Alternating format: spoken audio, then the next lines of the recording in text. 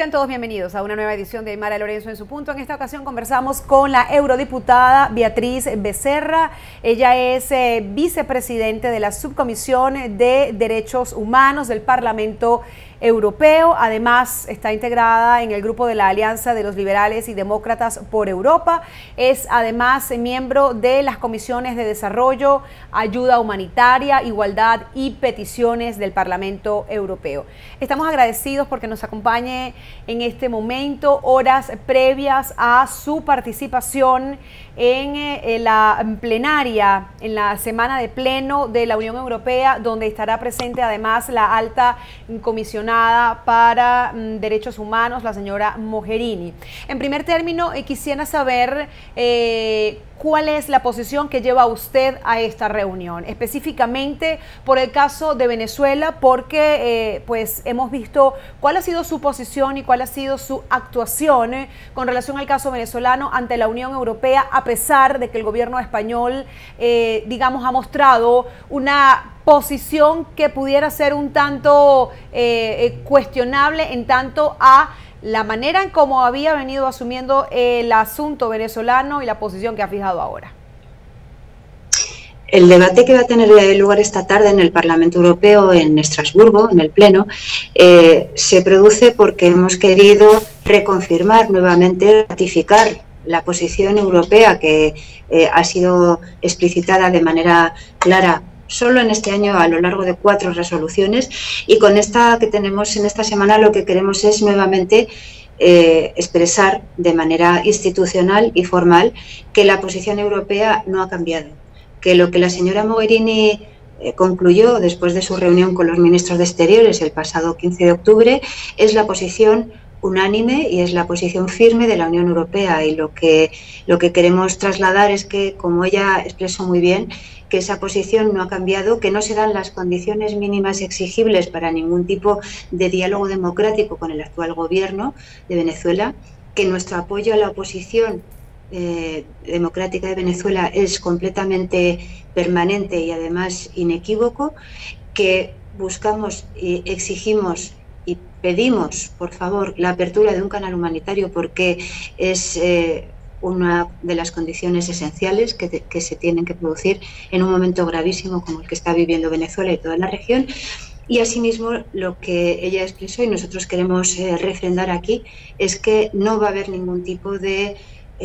anulación o relajamiento de las sanciones que ya ha adoptado la Unión Europea. Al contrario, en esta resolución lo que pedimos es que se amplíen, como ya hicimos en la anterior, a los familiares de todos aquellos cómplices de la actual situación en Venezuela. Y además lo que queremos refrendar de manera expresa también en esta resolución es la exigencia de una investigación independiente sobre la muerte del concejal Fernando Albán. Cuando usted hace referencia, y aquí quisiera ir punto por punto en esta primera exposición que usted ha hecho, cuando usted señala que van a mantener una posición firme desde la Comisión de Derechos Humanos a favor de que se resuelva la situación en Venezuela, ¿eso implicaría incluso actuaciones que promovieran la persecución contra aquellos venezolanos corruptos cuyos actos de corrupción han incidido en la grave crisis humanitaria que se registra en Venezuela y que el régimen de Nicolás Maduro se niega a reconocer? Sí, no es una posición de la Comisión de Derechos Humanos, es la posición del Parlamento Europeo, que significa la representación de los 500 millones de ciudadanos europeos, y que a su vez insta a las otras instituciones, a la Comisión y al Consejo, a que se alineen, y así lo han hecho. La adopción de sanciones tuvo lugar en la Unión Europea no solo porque el Parlamento Europeo las pidió y la Comisión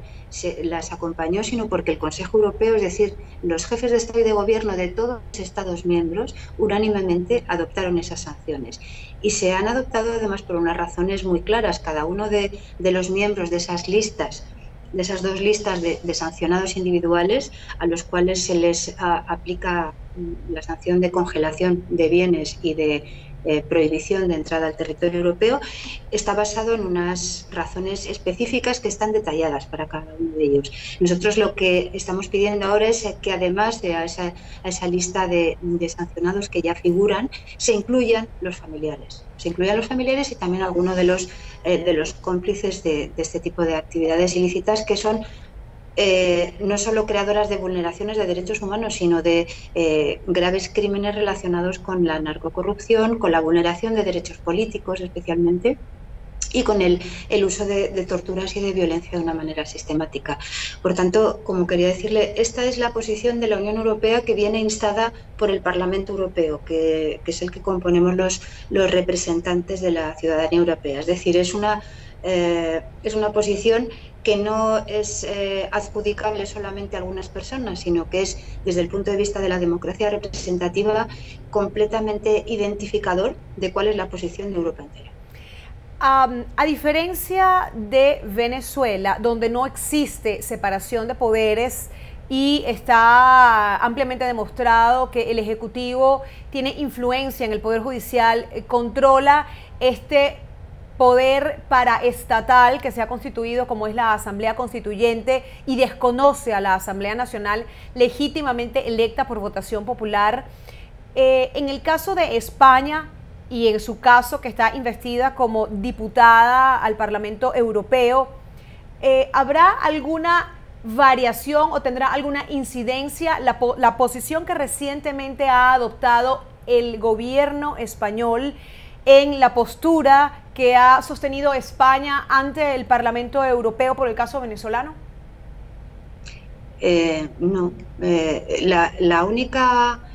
novedad que se ha producido, como digo, fue en el Consejo de Ministros de Asuntos Exteriores, celebrado el pasado día 15, en el cual España, a través de su ministro de Asuntos Exteriores, el señor Borrell, introdujo un punto en la agenda. Es decir, en esa reunión del Consejo se tratan, como se puede imaginar, todos los grandes temas, todos las graves cuestiones de competencia de asuntos exteriores que están sucediendo en el mundo. Y se incorporó el punto de Venezuela de manera extraordinaria, porque no estaba contemplado, se incorporó precisamente a la hora del almuerzo. Esto tenía una razón por parte del Gobierno de España muy clara, que era de alguna manera acompañar y hacer un determinado gesto, ¿no?, que más de maquillaje que de realidad, a que el expresidente Zapatero estaba instando de nuevo a un supuesto diálogo entre gobierno y oposición. Es decir, esto es un artefacto que no se corresponde con la realidad. La solución política para Venezuela, desde el punto de vista de la Unión Europea, está claramente especificada. Es decir, una vez se adopte la fórmula, que consta de 4 ingredientes, para abordar el futuro de Venezuela, se podrá avanzar. Pero esa fórmula está formada por 4 condiciones que son inseparables y son insoslayables. Es decir, ni se puede prescindir de ninguna de ellas, ni se puede saltar ninguna de ellas, ni puede negarse. Y esas condiciones son la liberación de todos los presos políticos, de todos. No vale liberar a uno y meter en la cárcel a 20, que es lo que Maduro está haciendo en estos últimos meses, sobre todo militares. Hay que abrir necesariamente un canal de ayuda humanitaria, porque Maduro ha rechazado de forma sistemática en estos últimos 4 años la apertura de ese canal humanitario, lo cual significa condenar a la muerte por inanición, por falta de medicamentos y de insumos básicos a sus ciudadanos. Y eso es una de las bases de esa apertura de investigación por crímenes de lesa humanidad que estamos también acompañando. La otra condición es la restauración del orden constitucional. Esto significa la abolición de la ilegítima constituyente que nadie reconoce. La Unión Europea no reconoce la constituyente ni nada que haya salido de tal constituyente, y la recuperación de las competencias de la legítima Asamblea Nacional. Una vez realizados estos 3 pasos, estos 3 elementos que pueden darse de una manera simultánea, lo que se tiene que garantizar es que el resto de instituciones democráticas legítimas, es decir, tanto el Poder Judicial como los órganos electorales, son constituidos de manera transparente, con las garantías de nivel internacional que se requieren, para poder convocar y realizar unas elecciones inclusivas y completamente como digo, transparentes, ¿no? Completamente válidas. Esos son los elementos para proceder a la transición que necesita Venezuela. Obviamente, mientras esté Maduro en el poder, no se va a producir nada de esto, porque él ya se ha ocupado de ir destruyendo uno por uno todos los elementos que podrían dar lugar a cualquier tipo de evolución democrática. Su única intención es permanecer en el poder, el implementar el modelo castrista en Venezuela, y para ello, desde lo que hizo con el revocatorio, que es una herramienta constitucional, es decir, anular completamente una capacidad de los ciudadanos venezolanos de relevar de la presidencia, que en ese momento lo ocupaba,